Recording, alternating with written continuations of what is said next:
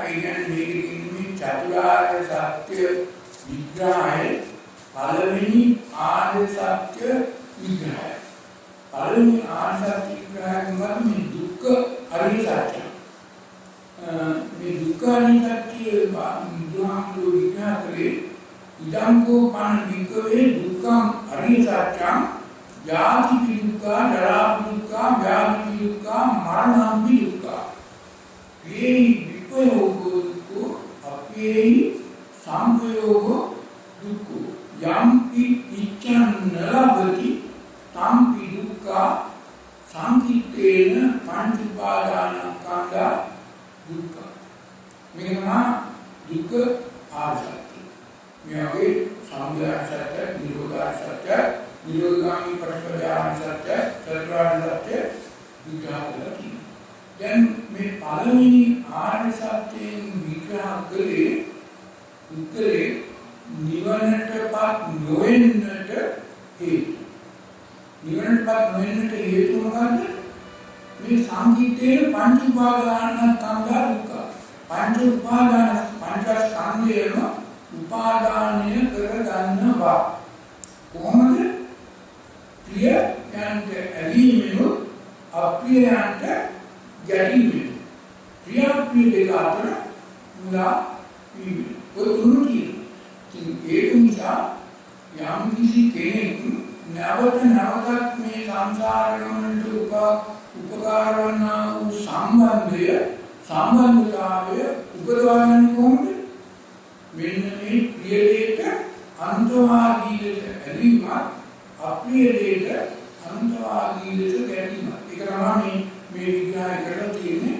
දැන් මෙතන කරුණු හතරක් විග්‍රහ කරනවා. මේ ඉදංකෝ පණ දීකවේ දුක්ඛ අනිත්‍යය. මොකද කරුණු හතර? ජාතිපි දුක්ඛ, ජරාපි දුක්ඛ, ව්‍යාධිපි දුක්ඛ, මරණම්පි දුක්ඛ. එතකොට මේ දුකට හේතු මොකද්ද? ජාතිපි, ජරාපි, ව්‍යාධිපි, මරණම්පි. මෙතන දැන් මේ මාර්ගී බාධාවේ බුදුහාමුදුරන්ගේ දේශනාව ඉංග්‍රීසියට පරිවර්තනය කරනකොට වරදක් නිසා ඒ ඉංග්‍රීසියෙන් සිංහලට පරිවර්තනය කරපු නිසා මෙතන ජාති දුක්ඛ, ජරා දුක්ඛ, ව්‍යාධි දුක්ඛ, මරණ දුක්ඛ කියන එකේ පියන් හතරක් තියෙනවා. ඒ වගේම පියෙහි විපයෝග, අපියෙහි සංපයෝගෝ කියන පිය අපිය දෙකම තියෙනවා. ඒ වගේම යම්පි ඉච්ඡන් නලබති තම්පි දුක්ඛ මෙන්න පියන් අටක් තියෙනවා. මේ පියන් අටම අත්හැරලා අර ජාති දුක්ඛ කියන එක ජාති දුක්ඛයි කියලා කියනවා. ව්‍යාධි දුක්ඛයි කියලා කියනවා. ව්‍යාධි දුක්ඛ. ඒ වගේම ජරා දුක්ඛ, ජරා දුක්ඛයි කියලා කියනවා. මරණය දුක්ඛයි. කිසි කෙනෙකුට මරණය දුකක් වෙන්නේ නැහැ. ඒකෙන් ඒ මරණ පුද්ගලයාට ප්‍රියතාවය තියෙන නිසා. නමුත් මිනිසුන්ට මරණය සතුටට කාරණේ. දැන් ප්‍රභාකරන් නටනවා. මිනිස්සු අපිට ගාලා පෙරපාලි ගිහිල්ලා පිළිබත් කියන්නේ නැද්ද? ඇයි? විශ්යා ඒ පුද්ගලයාගේ තිබුණු නිසා. ඒ නඩාකල්පෙන් නටනවා. මේ ප්‍රියව තියෙන නිසා.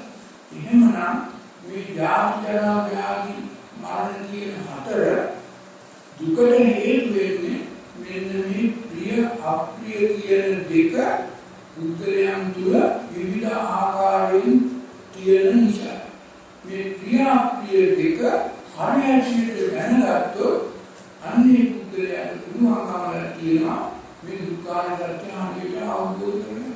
එහෙමනම් අපි කෙනෙක් දැන් අපි හිතමු දැන් අද ඔය ආරම්භය ලංකාවේ ආරම්භය ඔය 10 15ක් මැරෙන්නේ මේ මෙතන කිසිමකට බැඳීම සම්බන්ධයක් නැහැ කමන්නේ අත්දැක යන්න කාටවත් අභිමාන ගේරුව දුක නැහැ. හැබැයි තමන්ගේ ඥාති මරණ අර බැඳීම සම්බන්ධය තියෙන ධර්මයට දුක ඒවම තමයි ගෙදර කම්පාරේ මැනුව අර බැඳීම උපන්මනසා මෙන්න මේ ද්වේෂය දුක ඇති ඒකට හේතුව මොනවද නිදාන වේතුන්ගත ප්‍රියම ඒවම මේ මරණය යම් ආකාරයකට යම් පුද්ගලයන්ට මේ දුක නෙමෙයි සම්පූර්ණට හේතුවෙනවා මොකද තමන් යුද්ධකාරී පෛරකාරී තමන් අකමැති පුද්ගලයේ අnder පංගු ප්‍රවාහ කරන්නට සාහිත්‍ය දැන් මේ හැමදේම තුන තව කවුරුහරි අකමැති පුද්ගලයෙක් වෙනවා ඒක සම්පූර්ණයි ඒ නිසා මේ මරණය නෙමෙයි මේ දුකේ හේතු වෙන්නේ මොකද ප්‍රිය අප්‍රිය භාව මේ පුද්ගලයේ තුල ප්‍රිය භාවය ඇතිවීමයි සියලුම දුකේ දැන් අපි ගමු ඊට කොහොම සුද්ධ දැන් දුරියෙන් කියන්නේ දැන් දුරියෙන් ගෙලියම් එක්කෙනෙකුට අමුතේ වගේ ප්‍රිය තව කෙනෙකුට වමනයන් කරා අප්‍රිය දැන් මේ දුරියෙන් ගෙලියම් මේ වගේ දුරියෙන් ගෙලි පාට එකයි රස එකයි කඳ එකයි සුවඳ එකයි ඔක්කොම එකයි කොහෙද තියෙන්නේ තමන්ගේ ඉතේ ඇති වූ වැරදි තීරණයක් නිසා ඇති කරගත්ත ප්‍රිය අප්‍රිය භාව ඒක නිසා දැන් හැබැයි හැම කෙනෙකු මොකද ගන්නේ අර දුරියෙන් අපෝ ඔකයි ගන්න ඔකයි බා නම් තාමිකාව කියන වරන්ද දෙන්නේ ඒක තේරුම් ගන්නවා නම් අන්න දුක්ඛං අරියච්ඡං පිටකෝ වරණිතේ දුක්ඛං අරියච්ඡං යාති දුක්ඛ ජරා දුක්ඛ ව්‍යාධි දුක්ඛ මේ ඔක්කොම අවබෝධ ඒක නිසා මේ දුකේ හේතුව අපි ප්‍රියවමින් සහ අප්‍රියවමින් මේ දුක් වේදනා සංඥා සංකාර විඥාන කියන මේ පංචස්කන්ධය ප්‍රියවමින් උපාදාන කරගන්නවා අප්‍රියවමින් උපාදාන කරගන්නවා වැරදි මැනීමෙන් උපාදාන කරගන්නවා ඒකෙන් සංකීර්ණේ පංචපාදානස්කන්ධ දුක්ඛ මේ පංචස්කන්ධය නෙමෙයි දුක පංචස්කන්ධේ නැතුව කිසි කෙනෙකුට එක තත්ත්වයක් ජීවත් වෙන්න බෑ උදාහරණයක් බුද්ධත්වයේ පංචස්කන්ධේ නැතුව එහෙනම් ඒ පංචස්කන්ධය නිවිද ජීවන බෑට පස්සේ නමුත් හැබැයි පංච උපාදානස්කන්ධය නැති කරගන්න පුළුවන් බුදුහාමුදුරුවෝ මේ පංච උපාදානස්කන්ධය අවස්ථා දෙකකදී නැති කරගත්ත එක අනුපරිච්ඡේද අනික සෞපරිච්ඡේද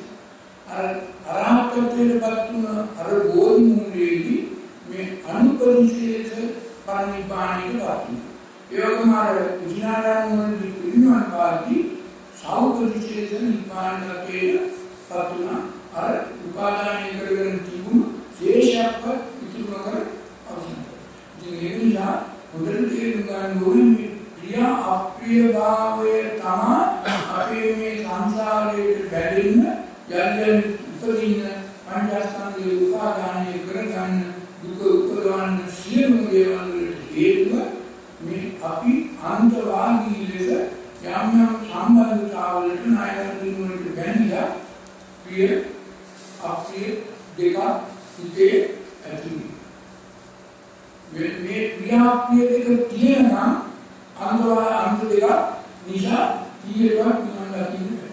හැබැයි ප්‍රියාප්‍රිය දෙක නැති වුණොත් ඒ ප්‍රියාප්‍රිය අතර මැනීමක් නැති වුණොත් ඒ බුද්ධයාගේ ඉතිරි ඇති වෙන සංකාර උපේක්ඛා ඥානය.